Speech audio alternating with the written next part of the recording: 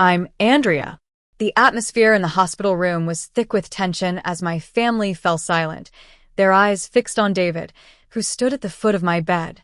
He was still in his surgical scrubs, a white coat draped over his shoulders, with Dr. Ethan Lee, Chief of Neurosurgery, embroidered in bold letters. In his hand, he held a tablet displaying my post-operative brain scan. My parents, Mr. and Mrs. Thompson, looked utterly stunned, and my brother, Ryan, seemed completely lost. Ethan's voice, calm yet authoritative, filled the room. I need to discuss Mrs. Lee's post-operative status with her family. My father's eyes widened in surprise. Lee? Her name is Thompson. Ethan simply replied, not anymore. We got married 2 months ago.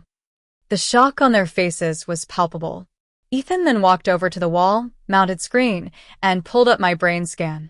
This was a craniotomy to remove a grade 2 meningioma that had grown to 3.5 centimeters. The tumor was pressing against vital brain tissue, causing increased intracranial pressure and endangering critical functions. My mother's face turned as pale as a sheet. He continued, without surgery, this tumor would have led to seizures, permanent brain damage, or even death. This was a complex, 4-hour neurosurgical procedure that required a multidisciplinary team. It was not a minor outpatient operation. My father tried to stammer an excuse. Well, Andrea always. She tends to overreact about her health. Ethan's gaze turned icy. Let me be clear. Your daughter was diagnosed with a serious brain condition, and you chose to ignore the gravity of it. She faced this major surgery alone, arranging her own transport and preparing for complications by herself. I couldn't help but recall how this all started. 3 weeks before my scheduled craniotomy, I sat in the pre-surgical consultation room at Riverview General Hospital with my parents. Dr. Miller had just finished explaining the risks: potential paralysis, speech problems, memory loss, and a small chance I might not wake up. My mother, always the skeptic, frowned and said, "This seems so rushed. How bad can it really be?" My father chimed in, "Andrea has always made a big deal out of nothing. Remember when she thought she had a kidney infection, and it was just a minor bladder issue?" I felt a flush of embarrassment. Dad, that was years ago. But Mom just patted my hand patronizingly and said, "You're just being dramatic." Dr. Miller assured them that this was a serious matter, but they remained unconvinced. I scheduled the surgery for the next Wednesday and drove them home in silence. As I dropped them off, Mom said, "You should really get a second opinion. This brain surgery thing is just too extreme." The week before the surgery, I tried calling them to confirm the ride home from the hospital. Both times, it went to voicemail. When I finally reached them, Dad sounded annoyed. "We're not doctors, Andrea. Just take a taxi. It's an outpatient procedure, right? You'll be fine." I was in disbelief. I'd told them multiple times that I'd be in the hospital for at least 3 days. My brother Ryan called on Sunday. "Mom said you're having some minor procedure. I can't come. I'm swamped at work." It was then that I realized my family had decided my surgery was an inconvenience, not a medical emergency. But what they didn't know was that I wasn't alone. I'd met Ethan at a medical symposium in New York last winter. I was there representing my biotech firm, presenting data analytics for surgical outcomes.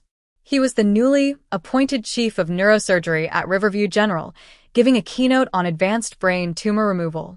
We started chatting at the hotel bar after his talk. I complimented his surgical approach, and he was impressed by my insights on post-operative recovery. One thing led to another, and by Valentine's Day, he proposed. We got married quietly at the City Hall 2 months ago. I hadn't told my family because I was tired of their dismissive attitude towards my relationships.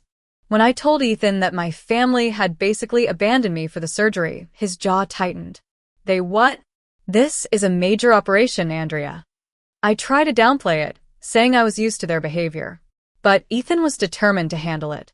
On the day of the surgery, I arrived at the hospital at 6 a.m. Ethan had already been there for 2 hours, going over my case with Dr. Miller to ensure everything was perfect. He kissed me goodbye before I was wheeled into the operating room, promising to be there when I woke up. The surgery went smoothly. When I woke up around 3 p.m., Ethan was sitting beside me. He told me that my parents had called the nurse's station to check if I was out, but they never showed up. An hour later, when I was being transferred to my recovery room, my family finally arrived. They were complaining about the traffic and how confusing the hospital layout was. Dad asked, "When can you go home?" I said probably Thursday, as they needed to monitor for complications. Dad looked shocked. "Thursday for a minor surgery?" I weakly replied, "It wasn't a minor surgery."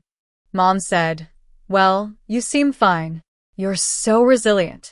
That's when Ethan walked in and revealed our marriage and the truth about the surgery.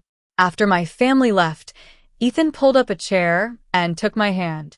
I tried to defend them, saying they just didn't understand medical stuff. But Ethan shook his head. They knew it was serious. They just didn't want to believe you. My recovery was uneventful. Ethan checked on me regularly, and the nurses took extra care of me as the chief's wife. My parents called a couple of times, their voices awkward. On Thursday, Dr.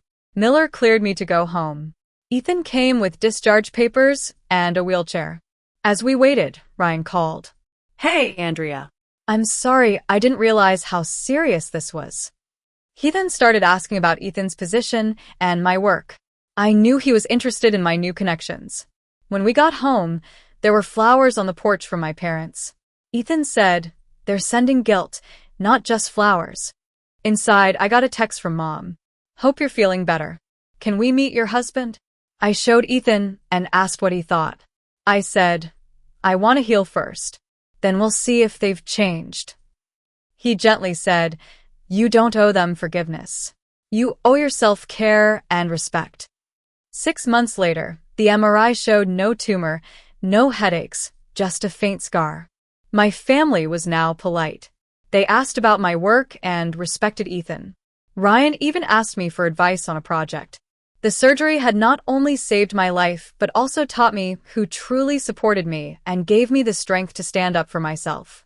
I was no longer the dismissed Andrea. I was a woman who knew her worth, strong, respected, and loved.